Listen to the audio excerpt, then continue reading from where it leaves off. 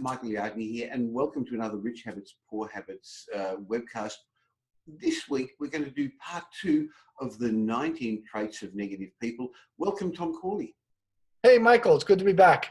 Now, Tom, last week we started to discuss the results of your rich habits study, where you studied the success habits of the rich and the poor habits of the poor. You've written a number of books on it, and we jointly have written Rich Habits, Poor Habits, which is doing really well. If one of the viewers here hasn't actually got their own copy of Rich Habits, Poor Habits, go to Amazon and you can get a copy, or go to our website, richhabitspoorhabits.com, and you can get your own copy. Now, Tom, we started last week by discussing the 19 traits of negative people that you found in your study. And last week we discussed pessimism, the concept that negative people have got self-doubt, they've got fears, they're constantly worrying, and they gossip. So this week I'd like to go through a few more of those, but we all have some positive thoughts and some negative thoughts. We also have some poor habits and some rich habits. So if people come across and hear these things as we discuss them, what should be going through their mind? Well, I want the people to understand this, and I have studies that back this up. Almost 100% of the thoughts that we have are negative thoughts. This is intentional. It's the brain's radar system. It's its alert system. The reason you're getting these negative thoughts is because the brain is very cautious and it's trying to protect you. It's trying to say, beware of this, be careful of that. It's the, like I said, the radar system. So negative thoughts are natural. They're never going to go away. The important point is that if you want to be successful, you have to suppress those negative thoughts, sort of put them on the bookshelf like you got the books behind you, and say, you know what, I know you're there. I know I have negative thoughts, but I'm not going to really think about that right now and focus on that. So the negative thoughts in some ways are protective, but they're going to keep you in your comfort zone, which in many ways for many people is discomfort, but it's still going to stop you getting to the next level, isn't it, Tom? Yeah, it's going to stop you in your tracks. We all have a circle. I like to say we all live inside a circle. And what successful people do is they push against the sides of that circle by doing things that are outside their comfort zone. They take risks. They do new things, novel things. They're pushing at the sides of their circle, and by default, their circle becomes larger and larger, and their comfort zone becomes bigger and bigger. And this is why it's so important that you don't give in to all of this negativity, because it'll keep your circle very small. I love that analogy. That's really good. So let's look at a couple more of those 19 traits of negative people that you'd come up with in your Rich Habit study.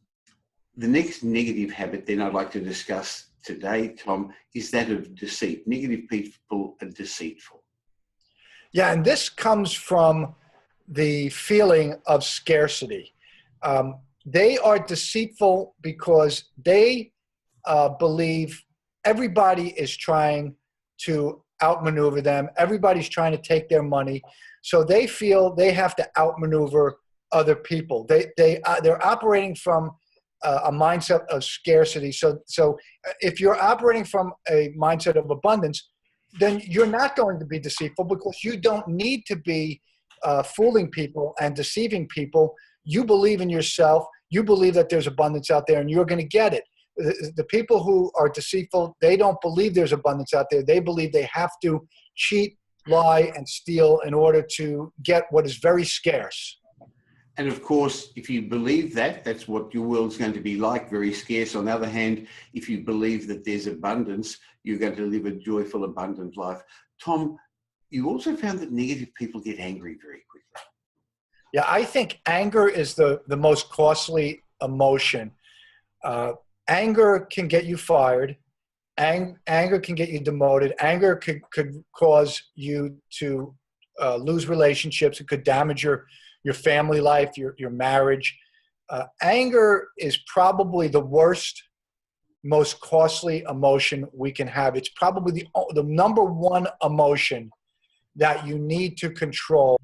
And if your parents didn't do a good job making you control your anger, make a habit of controlling your anger, like a lot of self-made millionaires have the a habit of controlling their anger. If they didn't teach you that, and you go out into the real world and you have this uncontrolled anger, you're going to find yourself isolated very quickly. Tom, negative people tend to complain a lot too, don't they?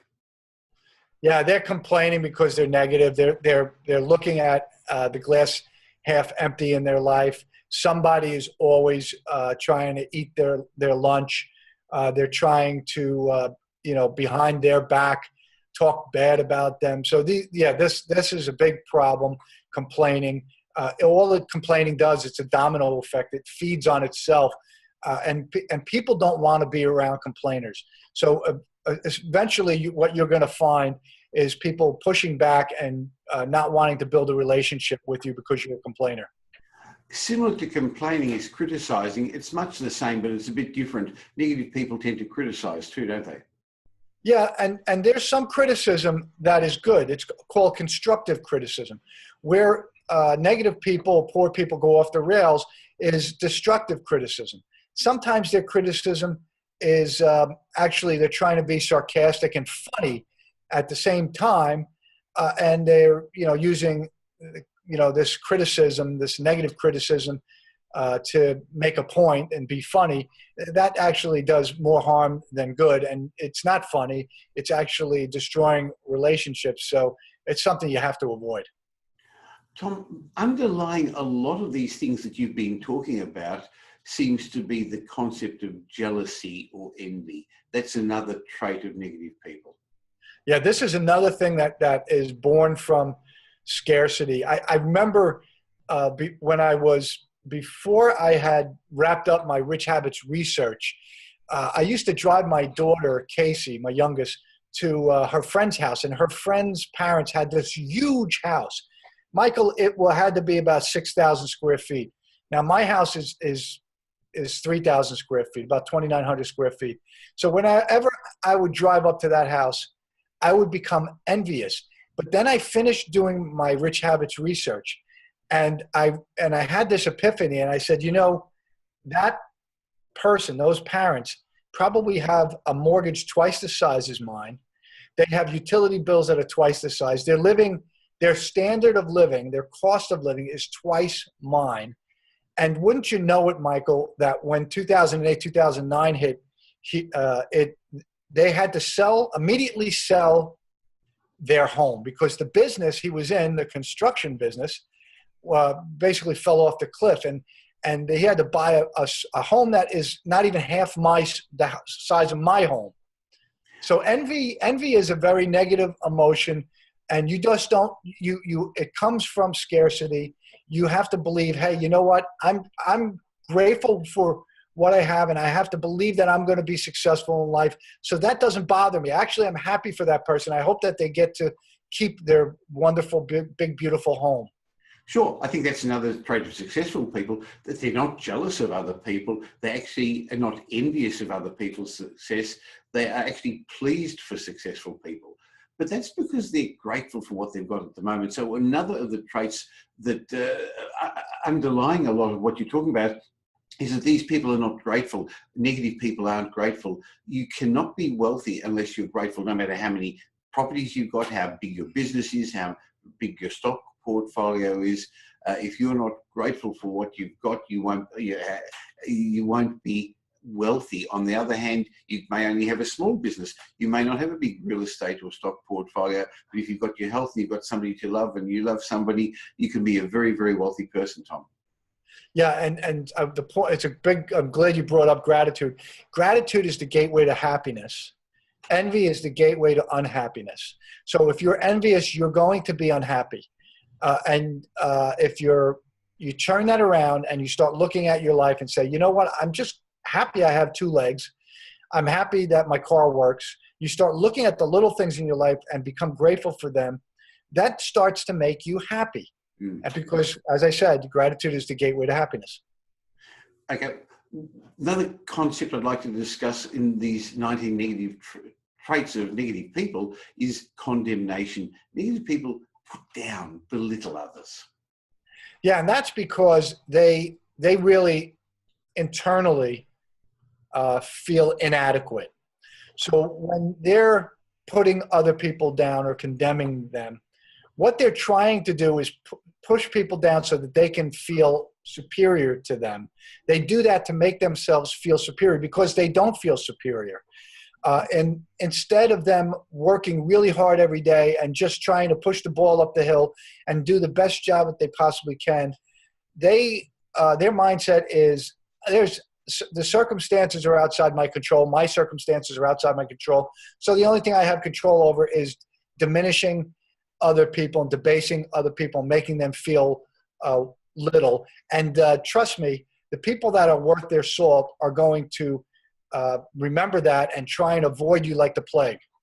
Sure. It comes back to what you said a moment ago about feeling you're in control or not. Psychologists tell us that the more we feel in control of various elements of our lives, the happier we are, the more successful we will become. So one of our lessons in our book, Rich Habits, Poor Habits, is to become the pilot of your life, to become in control of your life, rather than to be a passenger and be dragged along. Tom, thank you.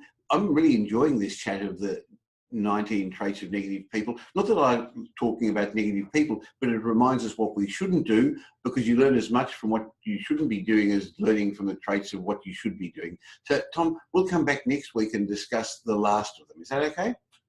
That sounds great to me, Michael. Thanks.